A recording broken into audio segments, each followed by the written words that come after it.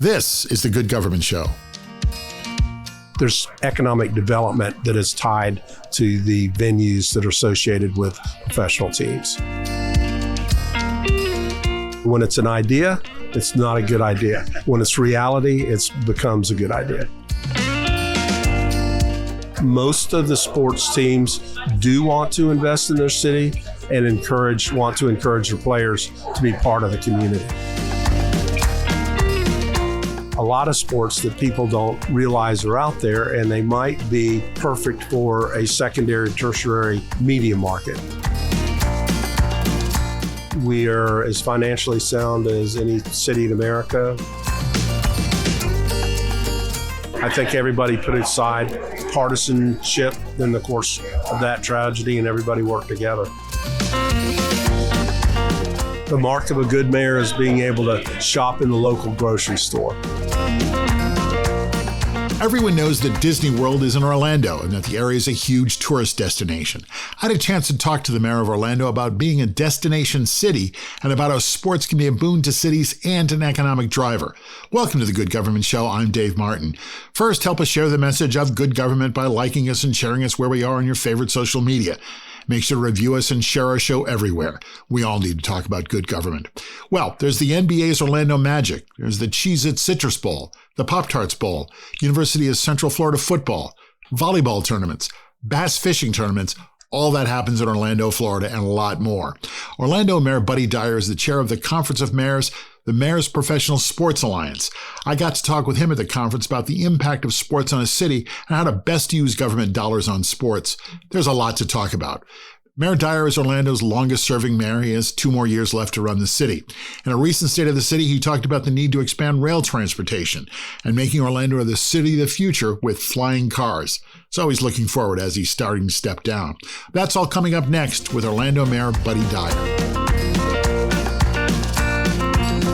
We have a new partner here on the Good Government Show, HelloNation. This is a new digital magazine that showcases the best of cities across the nation. We'd all prefer if good news traveled faster. At HelloNation, positive stories don't just get told, they get amplified. HelloNation helps businesses, leaders, and communities share positive stories that matter, building trust, credibility, and meaningful connection. Through professionally produced podcasts, digital features, and targeted distribution, HelloNation positions you as the answer regular folks are looking for, while expanding and scaling your digital footprint across the platforms that people trust. Good news deserves momentum. Your city or your business can help spread the word of good news across the nation. At HelloNation, they don't just have advertisers, they have advertisers. Editorial content from trusted community leaders and cities that are helping spread the good news. Let HelloNation lift you up and lead the conversation. Visit HelloNation.com to learn more. Once you wrap up this episode of the Good Government Show, give a listen to our friends over at Good News for Lefties. This daily podcast highlights news stories that show there's more good news out there. Other people in government are really trying to do the right thing. That's Good News for Lefties. Listen where you're listening now. Welcome to the Good Government Show. I'm happy to have with me the mayor of Orlando, Buddy Dyer. Welcome to the Good Government Show. Thank you. Glad to be here. Glad. We're going to talk about good government and we're going to talk about sports because you are the chair of the Mayor's Professional Sports Alliance. And we just came out of a session here at the Conference of Mayors called Mayor's Game Changer, Transforming Cities in Sports and Entertainment. Does sports change cities? Sports can definitely change cities in a whole variety of ways. Number one, I don't think anything brings a city together more than perhaps a tragedy, but cheering for the hometown team. Okay. And when they're on a good run, when the Magic have made it to the finals, I've never seen our city as energized to or pick a city and a team. Yeah. Or UCF had a few great runs, had an undefeated season, claimed the national championship. They had a claim. They had a claim. And the city was just on fire. Things are looking bleak them. in Tallahassee right now. Yeah. But also, in our case, we've created a sports and entertainment district that spans about a mile and a half and has our Performing Arts Center on one end. It has the football stadium on the other far end. And then in between, you have the Kia Center, which is our arena where the Magic play. And you have Inter & Co. Stadium, which is where our MLS team plays. So there's a lot of development that's going along in that corridor. And a lot of other cities have given over a lot of the property surrounding the stadiums to the teams to be developed. We, on the other hand, have taken the approach of we've built the venues, and we actually operate all the venues. We're the only city in America that operates an arena that houses an NBA team. Everybody else has a management company or the team manages it. So we think we've done things the right way. But anyways, there's economic development that is tied to the venues that are associated with professional teams. How is sports good government? And how is it money well spent to beef up teams? Well, at all levels. I mean, unfortunately, if you're going to be in that game, there are not that many owners that are paying for their own stadiums. Jerry Jones did, for one. Our MLS team actually did for two, but they're not as competitive with some of the other teams when they've invested the money in that fashion. So that's just the way the world is right now. If you're going to have a major league professional sports franchise, you're likely going to have to participate in some public funding. Now, it needs to be fair to your community, and what fair to our community may be a little bit different than other communities. We happen to have a tourist development tax, a hotel bed tax. So a lot of the money that is generated for that particular tax is on spectators that come to the sporting event. So there's a tie to the money that we've used to build these facilities. We've used tourist development tax. You know, you mentioned that, and I wanted to ask you about that anyway. Take a look at what happened in Kansas City. The Chiefs moved from Kansas City, Missouri to Kansas City, Kansas. Kansas gave them huge tax incentives. Is this good government?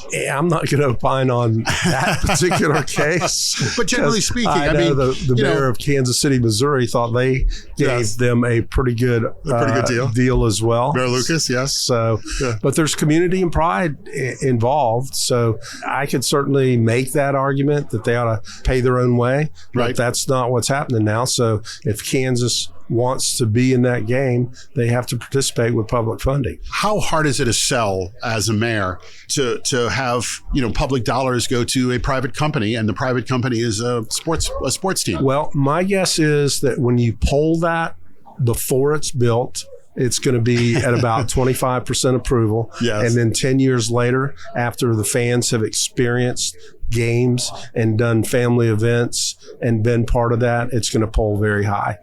So when it's an idea, it's not a good idea. When it's reality, it becomes a good idea. It becomes a good idea. So what was you just had the session, Mayor's Game Changer, Transforming Cities in Sports and Entertainment. What did you discuss? What was the topic? So the idea is we're going to start a new track for mayors. We have something that we do at the Urban Land Institute for new mayors to learn about urban design issues.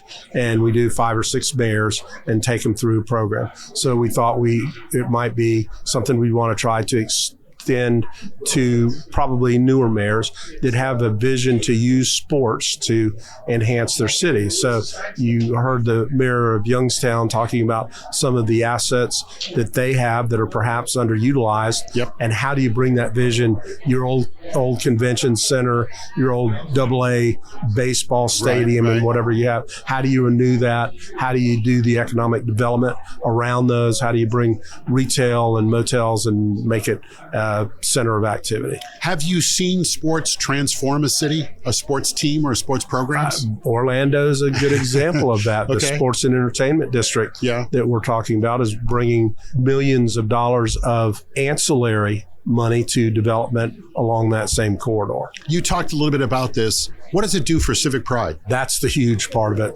is the opportunity for experience making for families and friends. Often have you gone to a ball game, and maybe you go to a ball game every week with your same friends for years. But then the civic pride, even when your team's not winning, the civic pride of supporting your team and having a good ownership group that invest in your community is another important aspect. And we've got great ownership groups for all of our teams in Orlando. So let's talk a little bit about that. How do you get, when the mayors are talking together, how do you get the buy-in from the owners to not just get a great tax deal to build a new stadium for half the price, but to invest in the community, to invest in the city? Is that a fair question? I guess it's a fair question. We've had the good fortune of having great owners that wanted to invest in the city. So I really don't know about some of the other ownership groups. Okay. But relatively, I find that most of the sports teams do want to invest in their city and want to encourage their players to be part of the community. And that's good government. That's good government, yeah. That's good government.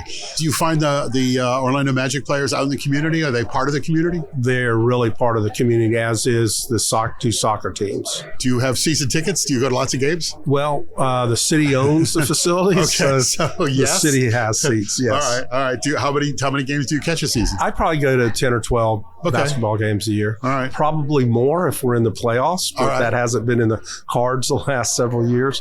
We were, we went to 5 games last year. I know that there's a lot in Orlando, Disney World and Universal and lots of theme parks, and also lots of sports. And correct me if I'm wrong, but it's a place that people come to for tournaments, for all sports. That's a huge piece of our tourism business. We have Disney's Wide World of Sports that probably hosts more cheerleading events than anywhere else in the country that we wouldn't know.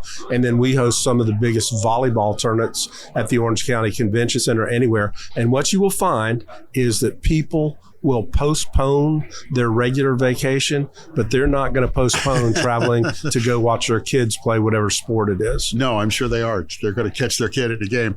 What advice did you give to mayors about, getting into the sporting business? Understand your assets and your resources, what you have, and then choose wisely with your owners. if you can, would be advice I would give. Is there minor league baseball in Orlando? There's not. Okay, and in fact, we used to have spring training. We had the Astros and who else did we have? We had several teams all around. The Astros, I think, moved to Jupiter, right? Yeah. What's happened is they're trying to congregate a number of teams all in one place. Right. So down in Jupiter, there's a couple of teams, and down in West Palm, there's a couple more teams. So the standalone teams, Lakeland's about the only one left. The Tigers are over there. They're the only one left. And I interrupted you. I said, what advice were you giving? And you said, make sure you have good owners. What else are you talking about? What was the feedback that you got? Positive. I think that perhaps there were people that hadn't thought about the assets that they have. And then the other message we had is there's hundreds of new startup leagues. I didn't know there's drone racing competition now. I did not know that. Yeah, and there are so many new types of things. We have professional pickleball in Orlando. Not everybody has that. We have professional women's volleyball, not beach, but regular volleyball. So there's a lot of sports that people don't realize are out there, and they might be perfect for a secondary, tertiary media market. Like rugby, for example. Rugby. I played rugby in college. Where did you play? At Brown University. We had an Ivy League champion rugby team. I played at Florida State. Okay. So I don't know if we ever played each other. Did you play after that? No. Okay. I retired. I retired, I think this year. I think I'm retired. Okay. I'm not sure. Anyway, well, help out the local rugby team whenever you can.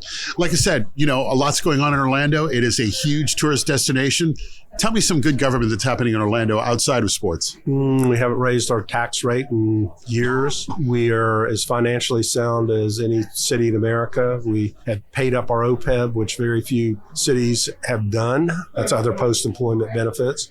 Have 25% in our reserves, so we're in good financial shape. Is good government, I think. And we care about what our citizens care about. And we're very sensitive to monitoring that. We have a very robust neighborhoods program.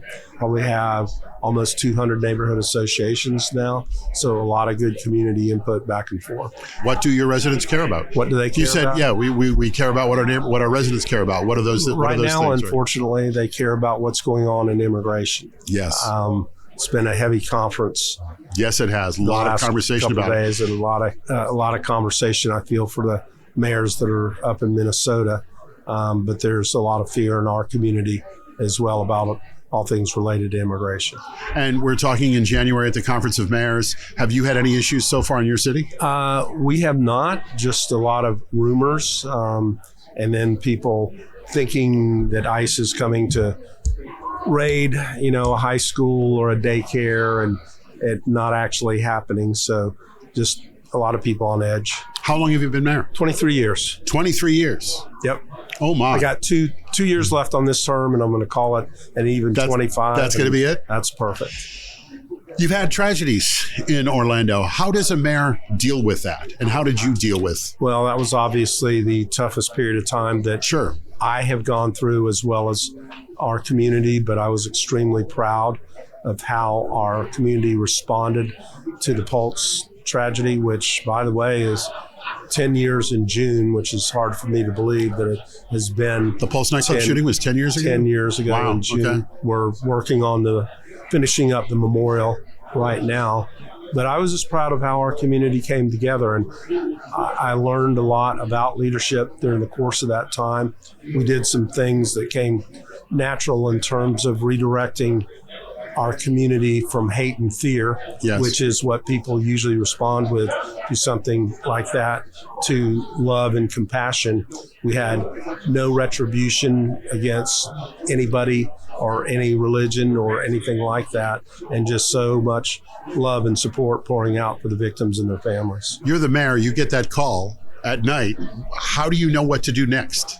We train. We do a lot of tabletop emergency exercises, and we'd actually done one that year it was a civil disobedience exercise, but some of the protocols that we used in terms of how we would communicate, we were just coming into a social media world really 10 years ago. Sure. So we had set up protocols on whose accounts, whether it be the police department or the mayor's office, who would be the one that would send out messages, because you have to tamp down a lot of the disinformation that is out there after an event like that, and then to provide as much information as you can, but always provide accurate information, because you don't want to come out and ever give information that is not accurate. And that morning, the first press conference we did, I led out, and I had a vigorous discussion with the FBI about who would be leading the press conference. Right. And they finally agreed that it should be the local, recognizable, trusted mayor, versus, even though they are trustworthy, they're unknown to our community. You didn't want the first person popping up at a press conference like that to be somebody they've never seen before. So, was that a difficult conversation to have? It was a difficult conversation, but they eventually agreed. Okay. All right. As mayor, I mean, what did you take away from that experience about perhaps how to do it better or how to prevent it from happening again? I think we did most of the stuff right. Okay. And what I learned is you need to have made all those community contacts prior to the day something like that happens. Like, I needed to know what mom I needed to call to come to the next press conference. Yeah. And I needed to know who at each of the hospitals I needed to call. And fortunately, President Obama was president, and he called me first thing, because we needed to get a waiver on the HIPAA Act, because we had a whole bunch of people that were in the hospital that the hospital was not allowed to talk about. Yeah, or to disclose that they had them. And we had to get some help in allowing them to be able to do that. So having things like that in place before the event happens is important. Did you find President Obama to be a good partner in a crisis? Absolutely a good partner. And Governor Scott, who's Republican, was a good partner during the course of that as well. I think everybody put aside partisanship in the course of that tragedy, and everybody worked together. Well, isn't that what you're supposed to do in a situation like that, is to put aside partisanship? That's exactly what you're supposed to do. Not what we're seeing now, though. No, not what we're seeing now. All right. Well, maybe they could take a lesson from the mayor of Orlando and how to react to a crisis. All right. I have a series of questions we're going to get to in just a minute. The Good Government Show is sponsored by Our. That's O-U-R for Our Community. Get involved. We hear that all the time from government leaders. Our co-brands with your government's name and logo. Your staff and the people you serve are connected and part of your community. From any device, your members provide reliable data and meaningful feedback. Ask a question like, do we want more parkland or better homeless services? More engaged conversations come through the Our app. Visit Ourco, that's OURCO.com, and book a demonstration. After you get done with this episode, hear more good government stories with our friends at How to Really Run a City. Former mayors Kasim Reed of Atlanta and Michael Nutter of Philadelphia, and their co-host, journalist and author Larry Platt, talk with guests and other mayors about how to really get stuff done in cities around the nation. Check them out where you're listening now or through their nonprofit news site, thephiladelphiacitizen.org/podcasts. So I have a good government questionnaire I like to ask all the mayors. We always start with the hardest question first. Okay. Define good government. What is good government to you? Effective government provides, at its essence, a city government has to provide the core municipal services. So that's fire, police, so public safety, number one, but then everything else, the streets, the drainage, solid waste collection. So being efficient and effective with the public services that you are there to provide. If people don't like what they're seeing from you as mayor or from the city of Orlando, what should they do? They let me know if they don't. I go to the grocery store. The mark of a good mayor is being able to shop in the local grocery store. Do you go to the local grocery Absolutely. store? How long does it take you to get out of the local grocery store? Sometimes a while. Yes. But are you allowed to go by yourself? I am. Okay. But I've been in office, we mentioned 23 years. Right. So I've got pretty good favorability. So most of the comments I get are positive. I have a mayor I talked to a while ago. His wife no longer allows him to go to the hardware store by himself. It just takes too long. What drew you to public service? What made you run for office and So I grew up in a poor family in Kissimmee, born in Orlando, had the opportunity to go to an Ivy League school with a lot of federal aid. And have always had a sense that I needed to give back in some fashion. So I worked as an engineer and a lawyer for most of my career, but I also served in the state Senate for 10 years and then mayor as 23. So I retired from private practice when I became mayor, because mayor for the city of Orlando is a full-time job. You're the CEO of the city. What made you take that first race, the first election? That was how I felt I could give back in public service. Okay.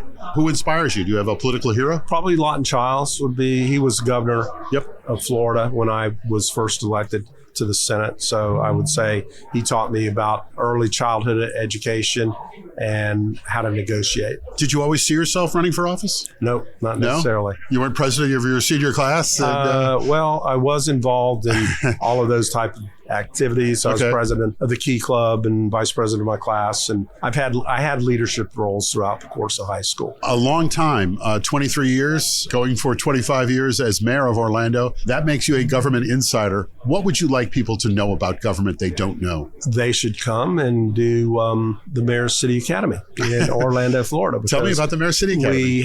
We take between 40 and 70 residents and do a 10-week course where they meet once a week and learn every aspect of city government. So 1 week they're at the firehouse, next week they're at the police station.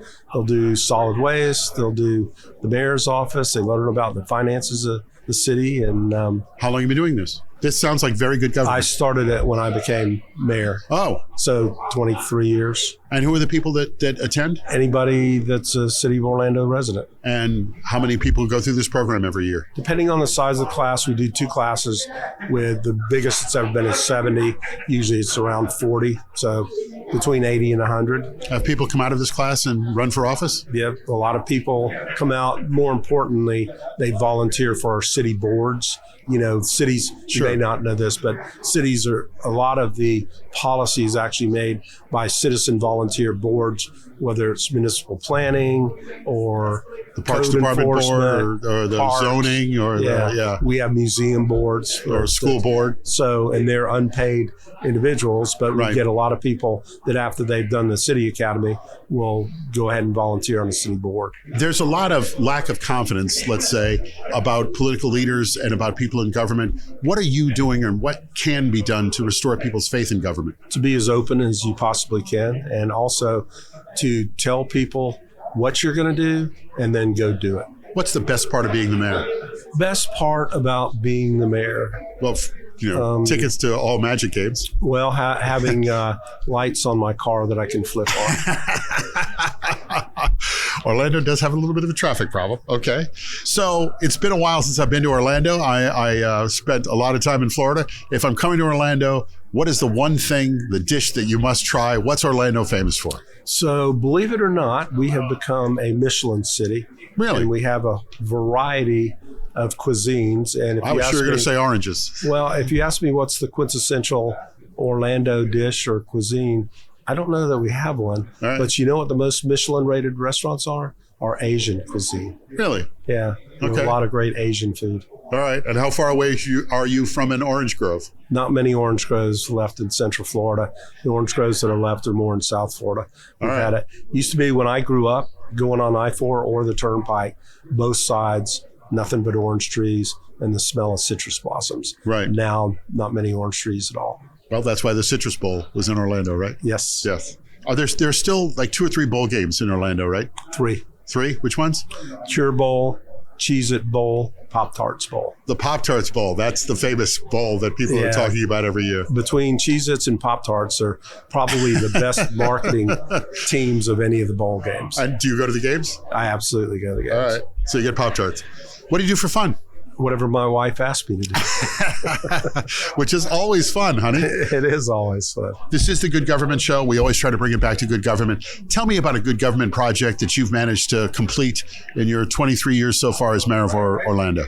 Probably some of the stormwater. I'm going to take it down. That's okay. We have hurricanes occasionally Yes, in we do. Florida. And with hurricanes, they're usually wet events. So we get occasionally some flooding. So we have done a lot of replumbing of old stormwater systems, and it's not sexy and it generally costs a lot of money, but I think we've done it in a good, effective way. This is the part of the job where you learn on the job, is it not? Well, I was a civil engineer. Oh, okay, So- and a lawyer. And a lawyer. So before my first project as a city as an engineer was a City of Orlando pump station project. So Okay. I happen to know a lot about wastewater and stormwater. But I've heard from lots of mayors that when you become mayor, all of a sudden, you have to learn about highway paving and sanitation systems Absolutely. and clean water systems and solar panels and stuff you never really thought about And before. we own a utility company, so had to learn about providing electrical power. Well, I hope that other mayors benefited from your experience as the chair of the Mayor's Professional Sports Alliance here at the Conference of Mayors. Buddy Dyer, the mayor of Orlando, thanks for coming on. Great to have you. Thanks. Enjoyed being with you. Thank you. The Good Government Institute has a new partner, the Charles F. Kettering Foundation. I really like their podcast, The Context, and I bet you will too. They have a new series called Democracy Under Construction. The show is hosted by historian Alex Lovett, and he looks back at the first 250 years of U.S. history. Alex digs into the moments that have pushed us towards an inclusive democracy. You can find it wherever you're listening right now, or visit kettering.org and give him a follow. Want to hear more about good government? Check out another show I host, Leading Iowa, Good Government in Iowa Cities. I host the show with Brad Kavanaugh, Mayor of Dubuque, Iowa, and the immediate past president of the Iowa League of Cities. Together, we talk to leaders in Iowa cities. We talk about what works and what good government looks like in Iowa. Join us right here where you're listening now. That's Leading Iowa, Good Government in Iowa Cities. It was called the War to End All Wars, but it didn't. 3 royal cousins, all kings, one from England, one from Germany, and one from Russia, blundered their way into a war, a completely avoidable war that left millions dead in the trenches across Europe. Good Government Show executive producer Jim Ludlow details the blunders, mistakes, and bluster that started World War I that didn't end all wars. The book, The Royal Cousins, details the events and creates an alternative history. Imagine if World War I never happened. It didn't have to. Just read it yourself. Download the book today on Amazon. It's just 99 cents and a timely look at history. The mark of a good mayor is being able to shop in the local grocery store. That's what Orlando Mayor Buddy Dyer said. He admitted that sometimes it can take him a little longer to get out of the store, though. But it does mean he's an approachable mayor, and that's good government. And here's more good government. The Mayor's City Academy. I've heard different versions of this idea, but it's a great way for people to understand government a little bit better, and you get future government leaders out of it. Well, with any luck at all, my football team will make it to the Pop-Tarts Bowl next year. So I hope to get to Orlando. That's our show. Thanks for listening. Please like us and share us with your friends and review us right here where you're listening. And check out our website, goodgovernmentshow.com, for extras. Help us keep telling stories of good government in action everywhere. Join us again for another episode right here. I'm Dave Martin, and this is The Good Government Show. The Good Government Show is produced by the Good Government Institute, a nonprofit organization promoting civic engagement and civic education. All donations to the show help promote trust in government. You can donate at goodgovinstitute.org. That's goodgovinstitute.org. Executive producers are Jim Ludlow, Dave Martin, that's me, and David Snyder. Jason Stershik is our editor and producer. Join us again to hear good stories about our government right here on The Good Government Show.